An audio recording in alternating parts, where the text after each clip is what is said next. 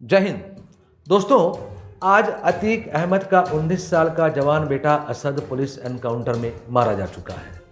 लेकिन असद तो बचपन में ही मर गया था जब उसने पहली बार पिस्टल पकड़ी थी, क्योंकि मात्र 12 साल की उम्र में अपने मामा की शादी में अतीक के सामने असद ने पिस्टल से लगातार 11 फायर करके ये बता दिया था कि उसकी मौत भी पिस्टल की गोली से ही होगी। फायर करने के बाद अतीक और अशरफ ने मासूम बच्चे की पीठ थपथपाकर उसकी मौत पर हस्ताक्षर कर दिए थे। आज इस कांड की चर्चा पूरे देश में है, जहां एक तरफ पूरा देश मुख्यमंत्री योगी आदित्यनाथ की कार्यशैली की तारीफों के पुल बांध रहा है, वहीं दूसरी तरफ देश के स्वार्थी नेता और पत्रकार अपने निजी हित के लिए इस घटना को फर्जी एनकाउंटर और धार्मिक चश्मे से देखकर देश में भ्रम फैलाकर दंगे का प्लान बना चुके हैं। ये लोग असद को मासूम बता रहे हैं।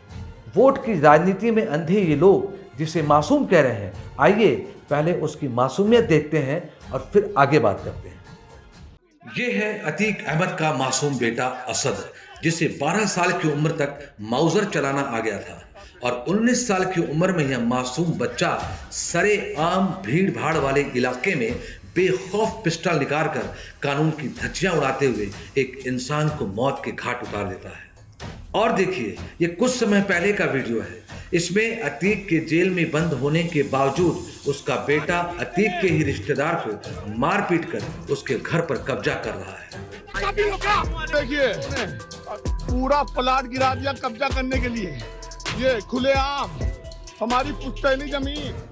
अतीक से हिंदू ही नहीं, कई मुसलमान और यहाँ तक कि अतीक के कई रिश्तेदार भी इतना परेशान हो चुके थे कि उसके लिए बद्दुआ ही मांगते थे। लेकिन जानबूझकर मजहबी चश्मे से देखने वाले हैदराबाद के भोंदू भाईजान अपनी दुकान चमकाने के लिए इस सच्चाई को नजरअंदाज करते हुए देश में उपद्रव की तैयारी कर चुके हैं। इनके ही जैसे कई आस्तीन के सांप हैं जिन्हें अतीक और उनका बेटा अपराधी नजर नहीं आ रहे हैं, बल्कि मुसलमान और मासूम नजर आ रहे हैं।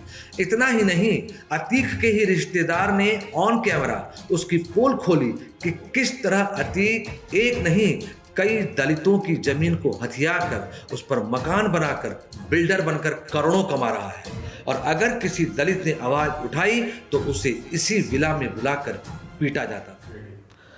अब देखिए, यहाँ अतीक के कई रिश्तेदार और कई पड़ोसी उससे परेशान थे और यहाँ दलित भी अपनी संपत्ति खो रहे थे। लेकिन मुसलमानों को और दलितों को दशकों से मूर्ख बनाने वाले ये नेता, जो दलितों को और मुसलमानों को बहला फुसला कर सिर्फ अपना वोट बैंक सुरक्षित कर रहे हैं। बहन मायावती और भैया अखिलेश दोनों न सच्चाई देखना चाहते हैं और न ही दिखाना चाहते हैं, क्योंकि इससे उनकी रोजी रोटी छिन जाने का खतरा है। लेकिन उससे भी बड़ा और इम्पोर्टेंट सवाल ये है कि माफिया जेल में बंद होने के बावजूद भी अपराध को अंजाम दे रहा था। उसके बेटे को देखा नहीं आपने कि पुलिस की गिरफ्त में होने के बावजूद भी किस तरह धमकी दे रहा है।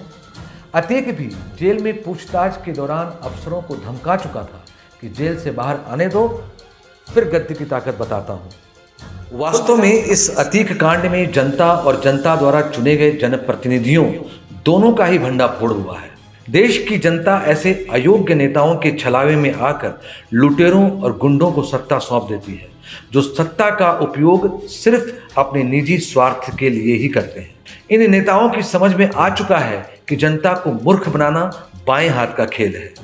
5 साल बाद ये फिर भव्य प्रचार के साथ मैदान में होते हैं और चुनाव के चंद दिनों में कुछ लोग चंद पैसों के लिए जाति, मजहब और भाई भतीजावाद के छलावे में आकर अपना कीमती वोट इनकी झोली में डाल देते हैं और फिर ये पूरे 5 साल सिर्फ सत्ता का सुख भोगते हैं। और वोटर ने तो अपने परिवार का और देश का भविष्य ऐसे हाथों में सौंप दिया जिन्हें न देश के कानून और न ही संविधान से कोई मतलब है। जो अतीक कानून को अपनी जेब में समझता था, अब वही उसी कानून के शिकंजे में फड़फड़ा रहा है। लेकिन अब ऐसा क्या हुआ कि बड़े बड़े माफिया उत्तर प्रदेश में दया की भीख मांग रहे हैं, क्योंकि प्रशासन और पुलिस तो वही है जो पहले थी। जी हाँ, यही समझने की बात है कि अब आपने लीडर बदल दिया है। अब आपने एक निस्वार्थ, ईमानदार और साहसी व्यक्ति को सत्ता सौंपी है, जो सत्ता सुख भोगने नहीं बल्कि सेवा का भाव लेकर राष्ट्रहित में कार्य करने आया। कुल मिलाकर यहां तक हम यही समझ पाए हैं कि इन सब फसादों की जड़ राजनीति ही है, क्योंकि ये राजनीतिज्ञ ही प्रशासन और पुलिस दोनों को कंट्रोल करते हैं। लेकिन नहीं दोस्तों, इन फसादों की जड़ कोई और है। अतीक अहमद जैसे लोगों को ताकत देने वाला कोई और है। जानते हैं कौन है वो? आप। जी हाँ, आप जाति, मजहब और भाई भतीजावाद के छलावे में आकर अपने ही कीमती वोट को दो कौड़ी का नहीं समझते हैं। तो आपका वोट बेशकीमती ही नहीं, देश के साथ साथ आपके और आपके परिवार का उज्जवल भविष्य भी है। जनप्रतिनिधि का चुनाव सोच समझकर होना चाहिए। अपने वोट की ताकत को यूं ही जाया मत जाने दीजिए। अब आगे आने वाली वीडियो में मैं आपको बताऊंगा कि अपना जनप्रतिनिधि किसे और कैसे चुने, यानी हमारा जनप्रतिनिधि कैसा हो। बस थोड़े से इंतजार के बाद मिलते हैं। तब तक आप राष्ट्रहित के लिए इस चैनल को आगे शेयर करें, लाइक और कमेंट्स करें तथा सब्सक्राइब जरूर कर लें, क्योंकि यहाँ राष्ट्रहित में कई समस्याओं का समाधान आपको मिलने वाला है, सहज समाधान मिलने वाला है। जय हिंद।